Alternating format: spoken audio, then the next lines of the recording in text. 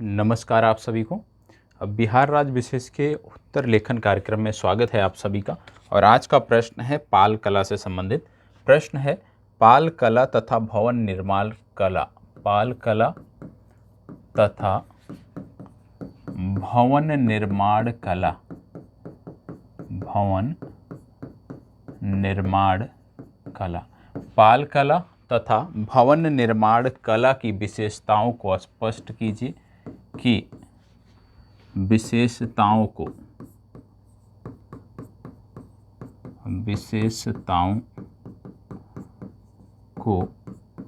स्पष्ट कीजिए। क्या कहा जा रहा है आपसे? आपसे कहा जा रहा है पाल कला तथा भवन निर्माण कला की विशेषताओं को स्पष्ट कीजिए तथा यहाँ पे पूर्ण विराम नहीं होगा, तथा बौद्ध धर्म के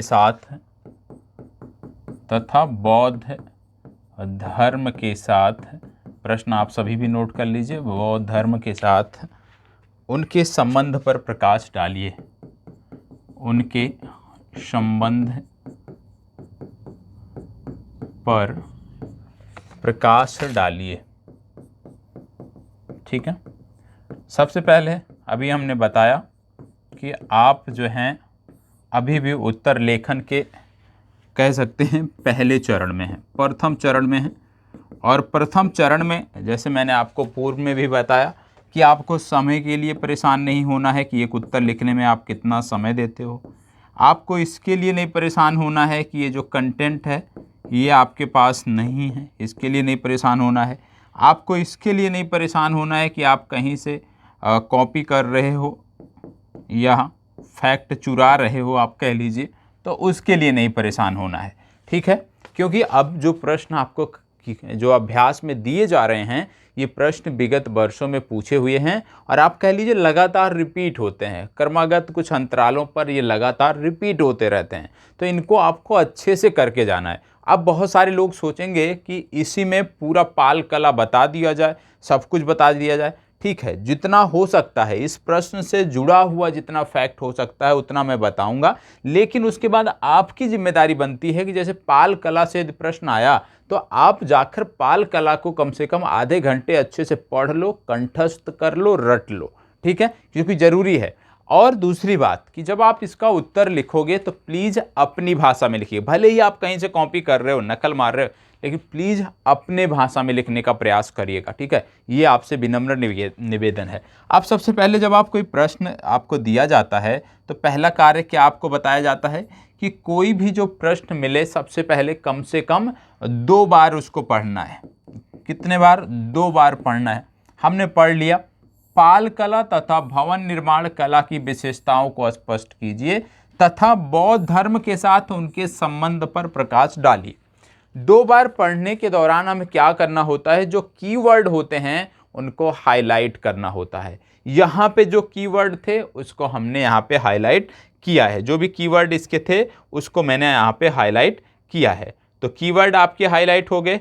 ठीक है। दूसरी बात यहाँ पे आपको ध्यान रखना है कि जब भी आप इस तरह कुछ भी लिखते हो, इस तरह का, तो यहाँ पे आपको ध्यान रखना है कि सबसे पहली बात कि आपको देखना होता है, अंडरलाइन कर लिया कीवर्ड, कि प्रश्न कितने भागों में बटा है। तो प्रश्न जब देखते हो आप कितने भागों में बटा है, यह स्पष्ट रूप से प्रश्न आपका 2 भागों में बटा है। ठीक है। पहले भाग में क्या बोला जा रहा है? पाल कला तथा भवन निर्माण कला। ठीक है, पाल कला को बताना है, भवन निर्माण कला को बताना है। फिर इसके बाद उनका किस प्रकार से बौद्ध धर्म से संबंध है, किस प्रकार से बौद्ध धर्म से जुड़ाव है, उस पर आपको कार्य करना है। ये आपके लिए हो गई मेन बातें। अब जब आपने सब कुछ पढ़ लिया, मान लो आपको नहीं पता है कुछ भी कि पाल कला क्या है, कोई बात नहीं, परेशान होने की ज़रूरत नहीं है। नहीं पता है, सीखने के लिए ही यह कक्षा है, आप सीखोगे। कम से कम इतना तो पता होगा ना पाल वंश के बारे में। यदि कुछ भी नहीं पता है तो पाल वंश के बारे में तो कम से कम पता होगा। नहीं पता होगा तो सबसे पहले पाल वंश के बारे में पढ़ लीजिए।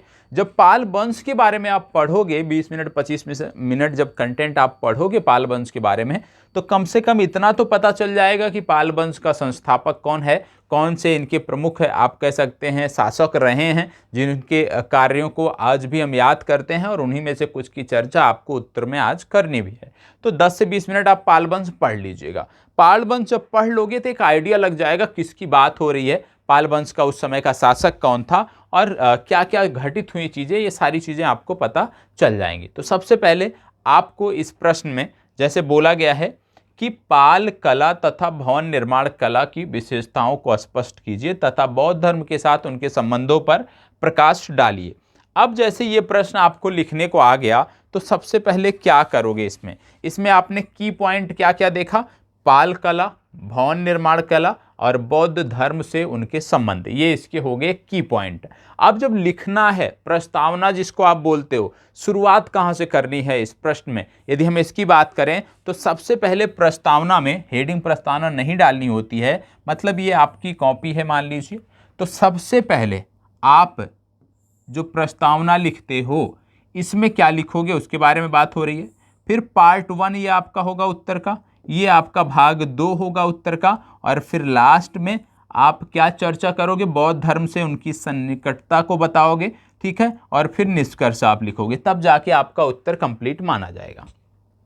अब सबसे पहले प्रस्तावना में क्या लिखोगे, देखो प्रस्तावना में बात कहाँ से शुरू हो रही, प्रश्न शुरू हो रहा पाल कला, ठीक है। तो सबसे पहले आप बता दोगे पाल वंश के बारे में। पाल वंश के बारे में बहुत ज़्यादा यदि ना लिख पाओ तो कम से कम इतना बता दो कि पाल वंश का जो संस्थापक था वो गोपाल था, ठीक है। गोपाल पाल वंश का संस्थापक था।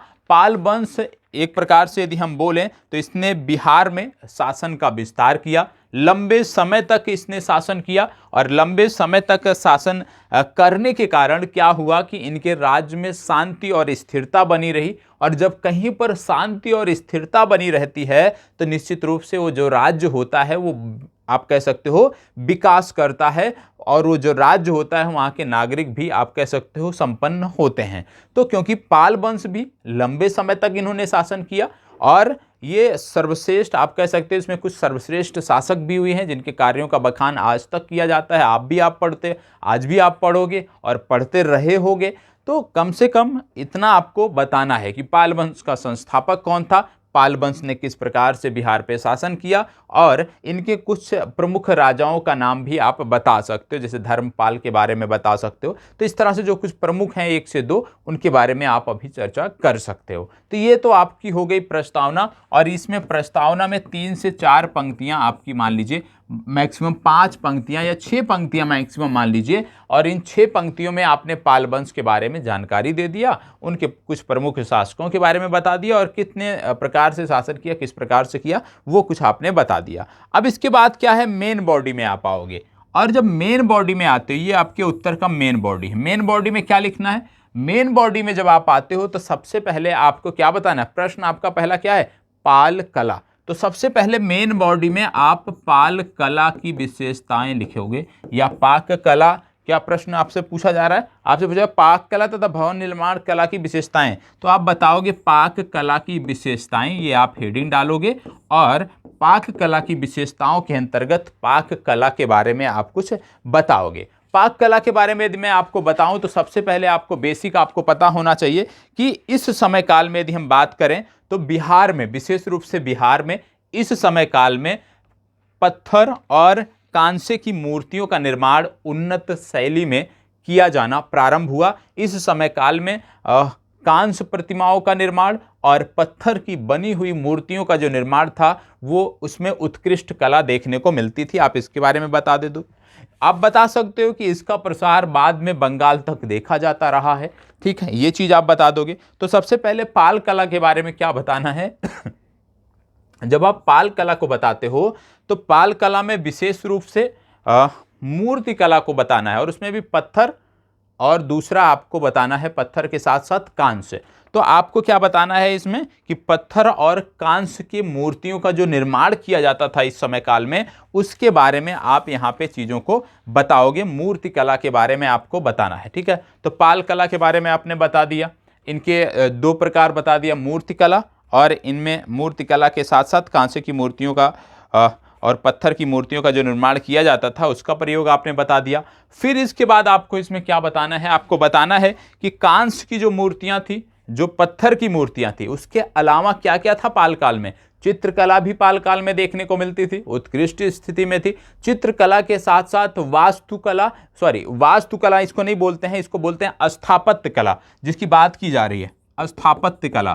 तो कम से कम आपको जब पाल कला का आप वर्णन करोगे तो पाल कला के अंतर्गत ये 4 हेडिंग आपकी दिखनी चाहिए। पहली मूर्ति कला, ठीक है, और मूर्ति कला की जब बात करोगे तो विशेष रूप से 2, एक कांसे की मूर्ति की प्रतिमा और दूसरा आप बताओगे पत्थर। दोनों की अलग अलग विशेषताएं हैं, दोनों के बारे में आपको बताना है। दूसरा फिर आपको यहीं पे बताना है, ठीक है, चित्रकला, क्योंकि पाल के समय में, पाल काल में चित्रकला भी अपनी बेहतर स्थिति में थी। तीसरा आप जो बताओगे पाल कला की विशेषताओं के बारे में, वो तीसरा आप बताओगे, पूछा भी गया आपसे, स्थापत्य कला या भवन निर्माण कला, ठीक है, भवन निर्माण कला। अब जब आपने ये तीनों चीजें बता दी पाल काल के बारे में या पाल कला के बारे में, ये तीनों चीजें बता दी, मूर्ति कला के बारे में आपने बता दिया, आपने मूर्ति कला में विशेष रूप से 2 प्रकार की मूर्तियों, कांसे की मूर्तियों के बारे में बता दिया आपने, पत्थर की मूर्तियों के बारे में आपने बता दिया, आपने चित्रकला के बारे में बता दिया, आपने स्थापत्य कला या भवन निर्माण कला के बारे में आपने बता दिया। जैसे यदि हम बात करें छोटा सा कि आपने जब मूर्ति कला लिखा, जैसे आपने हेडिंग डाला पाल कला की विशेषताएं। अब पाल कला की विशेषताओं के अंतर्गत याद रखिएगा एक चीज, जैसे आप लिखते हो पाल कला की विशेषताएं, पाल कला की विशेषताएं आपने हेडिंग डाली, ठीक है, ऐसे आपने लिखा पाल कला की विशेषताएं। अब पाल कला की विशेषताओं में इसका नंबर तो होगा ना, या तो आप पहला नंबर दोगे, 1 नंबर दोगे इस तरह से, या तो आप रोमन में लिखोगे, कुछ तो नंबर दोगे ना। जब पहला आप लिखोगे मूर्ति कला, तो आप, मैं कहूँगा इस तरह से लिखिएगा, और ये जो अंक है ना, इसको आप उसके बाहर भी, लाइनिंग के बाहर भी लिख सकते हो, याद रखिएगा। इस तरह से आप लिखोगे पहला, और पहले में लिखोगे मूर्ति कला, ठीक है। अब जब मूर्ति कला के बारे में आप बताओगे, चर्चा शुरू करोगे, तो पुनः इनके दोनों प्रकारों के बारे में बताना है। अब उनको कैसे लिखोगे, उनको आप इसी के अंदर लिख सकते हो 1.1, 1.2। 1.1 में आपने बता दिया पत्थर की मूर्ति कला, और दूसरा आपने बता दिया यहाँ पे पत्थर के साथ साथ जो आपको देखने को मिल रहा है कांसे की मूर्ति कला, ठीक है, कांसे की मूर्ति कला। अब दोनों के बारे में, दोनों से जुड़े हुए लोगों के बारे में आपने लिख दिया। तो याद रखिएगा इसी तरह से करना होता है। जैसे अब इसमें कोई और कला होती तो इसी तरह से 1.3 करके आप लिखते, ठीक है। तो इस तरह से लिखोगे तो थोड़ा सा देखने में अच्छा लगता है और एग्जामिनर पर अलग प्रभाव पड़ता है। ये जो आपने नंबरिंग किया, ये लाइन के बाहर भी आप कर सकते हो, इसका कोई मतलब नहीं है। जैसे पहला नंबर आप लाइन के बाहर डाल दो, और फिर जब 1.1 लिखना हो इसको अंदर कर दो, 1.2 अंदर कर दो, फिर देखने में भी थोड़ा सा अच्छा लगेगा, आकर्षक लगेगा, और नंबर आपको अच्छे मिलेंगे, ये प्रेजेंटेशन बेहतर रहेगा, ठीक है। अब यहाँ पे आपने बता दिया, क्योंकि यहाँ पे 2 ही बताना है। मूर्तिकला हो गया।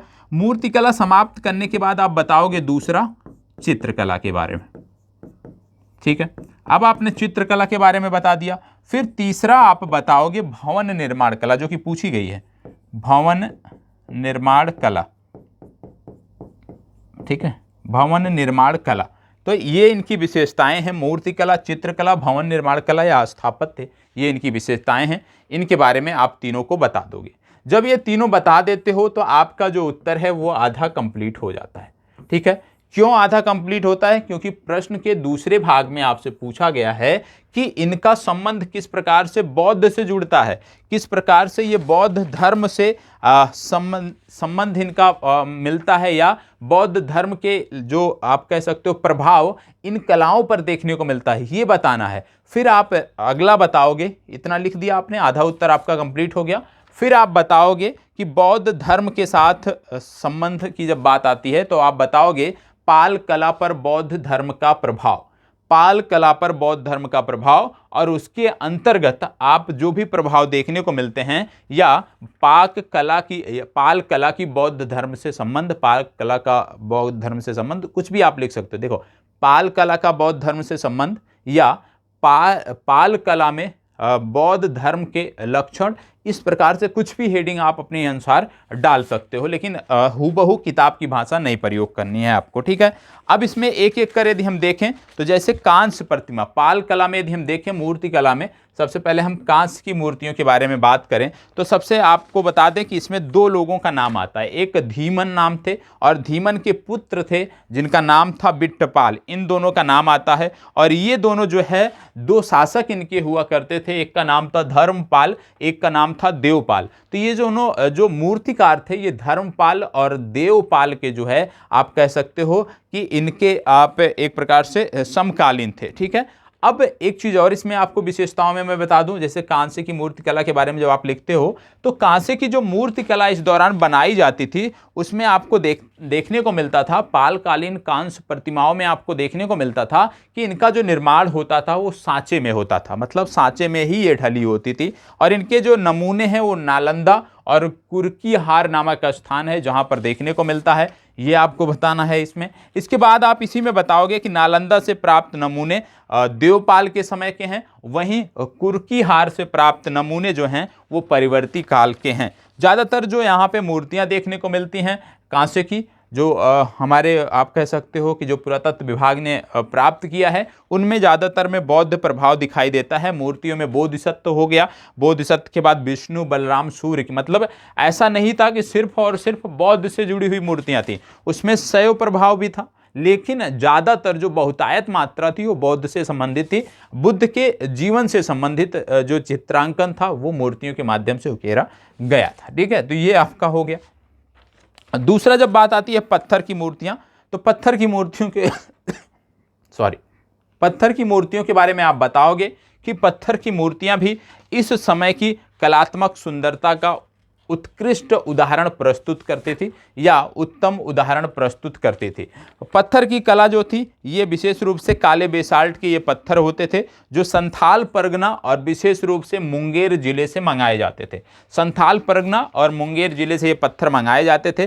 प्रायः ये जो पत्थर की मूर्तियां होती थी इनकी एक विशेषताएं थी कि इनमें शरीर का अग्रभाग ही अधिकांश दिखाया जाता था। अधिकांश पत्थर की मूर्तियों में शरीर का अग्रभाग ही अधिकांशता दिखाया जाता था और मूर्तियों में अलंकार की प्रधानता थी। मुख्यतः जो मूर्तियां होती थी पत्थर की ये देवताओं से संदर्भित होती थी। इन सभी का जिक्र आपको इसके उत्तर में करना है, ये सभी कंटेंट हैं, ठीक है। प्रधानता जैसे कि बुद्ध की मूर्तियों की है, बुद्ध की मूर्तियों के बाद शैव धर्म से संबंधित भी मूर्तियां देखने को मिली है, जैव प्रभाव भी सीमित मात्रा में देखने को मिला है। इस काल में कलात्मक मृदभांड भी देखने को मिले हैं, उनके बारे में भी आप बता सकते हो। तो इस तरह से आपकी जो चर्चा है वो पत्थर की मूर्तियों की भी आपकी हो जाएगी। इसके बाद बात आता है दूसरा चित्रकला की। तो चित्रकला भी इस समय में यदि हम देखें तो उत्कृष्ट आप कह सकते हो अपने बेहतर स्थिति में था। पाल युग में चित्रकला की प्रगति हुई है, उसके बारे में भी आप बता सकते हो, ठीक है, कि किस प्रकार से प्रगति हुई है, क्या उदाहरण उसके देखने को मिलते हैं।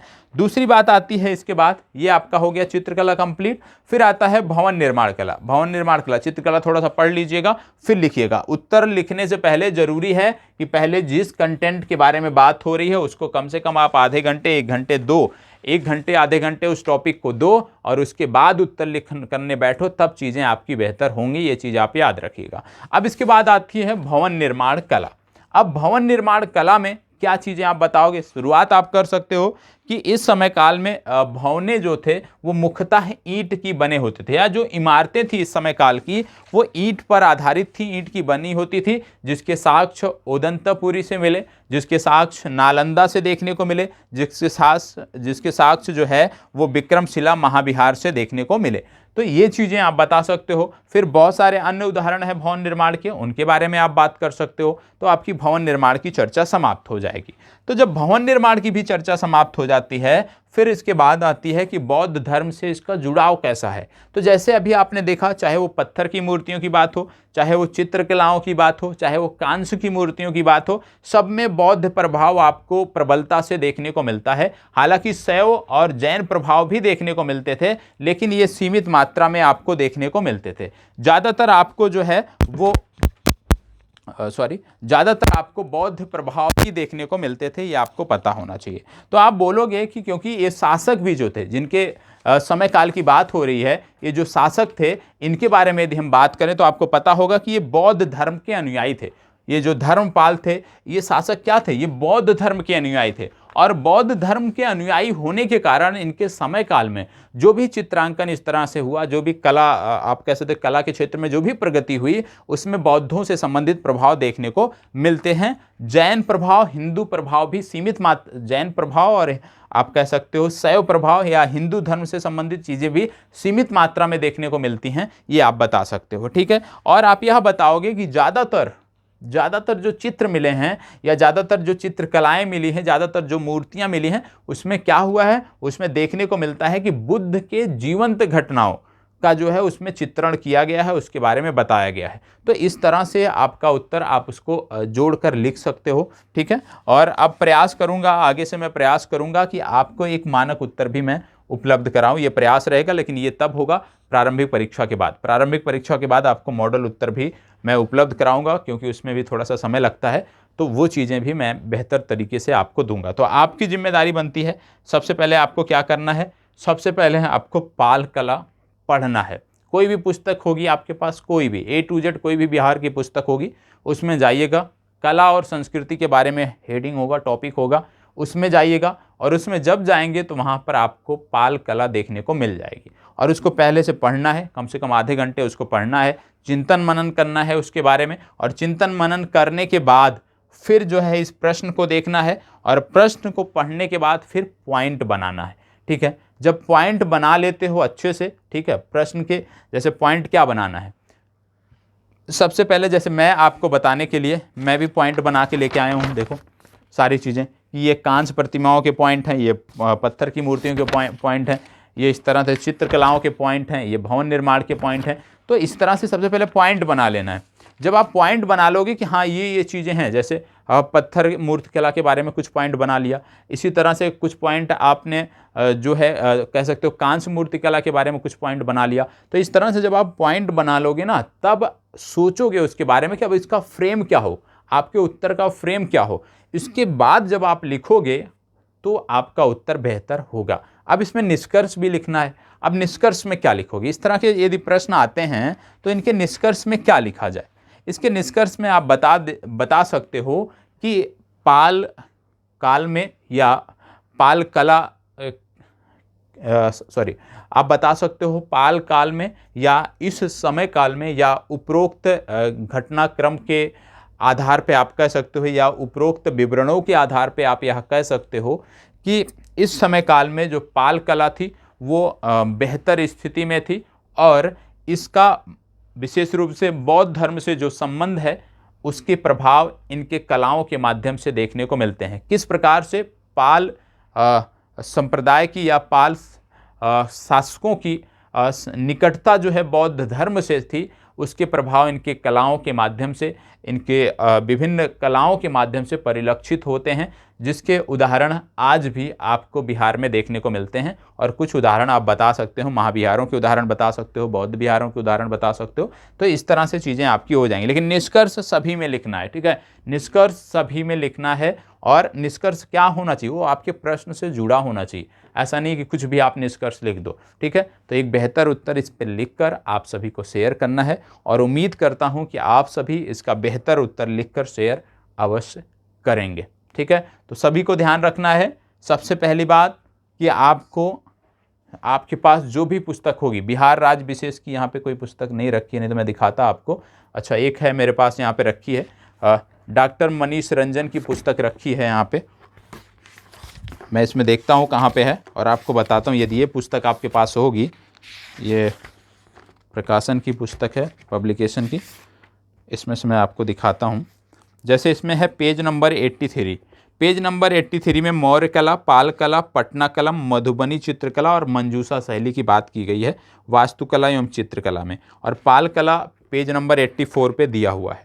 ठीक है, तो आपकी जिम्मेदारी है, यदि आपके पास ये पुस्तक है तो पेज नंबर 84 पर जाएं और यहाँ पे देखो पाल कला हेडिंग पड़ी है, और पाल कला के अंतर्गत स्थापत्य कला बताया है, मूर्ति कला बताया है, मृदभाण कला बताया है। ठीक है, चित्रकला का इसमें जिक्र मुख्य हेडिंग में नहीं है, लेकिन चित्रकला भी है, आप उसके बारे में भी लिख सकते हो। तो इस तरह से पहले जाकर इसको पढ़ लेना है, खूब अच्छे से पढ़ लेना है। दूसरी बात, पाल शासकों के बारे में यदि आप नहीं जानते हो तो इतिहास की जो पुस्तक होगी उससे थोड़ा सा पाल शासकों के बारे में पढ़ लेना है। गूगल से थोड़ा सा सर्च कर लेना है पाल शासकों का शासनकाल कब से कब तक था, कौन कौन से शासक हुए। जैसे 2 के नाम तो मैंने आपको बताया, 3 के संस्थापक से लेके 2 अन्य शासकों का नाम तो मैंने आपको बता दिया। ठीक है, तो कहने का मतलब पहले पाल संप्रदाय के बारे में, पाल के शासकों के बारे में थोड़ा सा पढ़ लीजिएगा, इनका शासनकाल क्या था, कैसा शासनकाल था, ठीक है, व्यवस्था कैसी थी, थोड़ा सा देख लीजिएगा। और उसके बाद फिर आकर पाल कला को पढ़ना है। पढ़ने के बाद उसको समझना है, समझने के बाद पॉइंट बनाना है, ठीक है, अपने प्रश्न के अनुसार पॉइंट बनाना है। फिर एक फ्रेमवर्क अपने दिमाग में बना लेना है कि किस तरह से लिखना है। और याद रखिएगा, प्लीज़ किताब की भाषा का प्रयोग मत करिएगा। आप में से ज़्यादातर लोग किताबी भाषा का प्रयोग करते हैं, तो यदि आप कहीं से उठाते भी हो कंटेंट ना, तो लैंग्वेज अपनी कर दिया करो, भाषा अपनी कर दिया करो, जिससे कोई भी पढ़े तो उसको ये ना लगे कि किताब की भाषा है। क्योंकि आप लोगों में से ज़्यादातर उत्तर क्या होते हैं, सेम होते हैं, क्योंकि ज़्यादातर कंटेंट आप गूगल करते होगे या एक ही पुस्तक से आप देखते होगे, तो आप सेम लिख देते हो। तो वो चीज़ें आपको नहीं करनी है और आपको परेशान नहीं होना है। आप प्रारंभिक परीक्षा अच्छे से दीजिए, उसके बाद आपको मुख्य परीक्षा को लेकर प्रत्येक दिन, जब एक दिन में 2 प्रश्न 4 प्रश्न हम देखेंगे, तो वहाँ पे आपको मॉडल उत्तर भी मैं उपलब्ध कराऊंगा।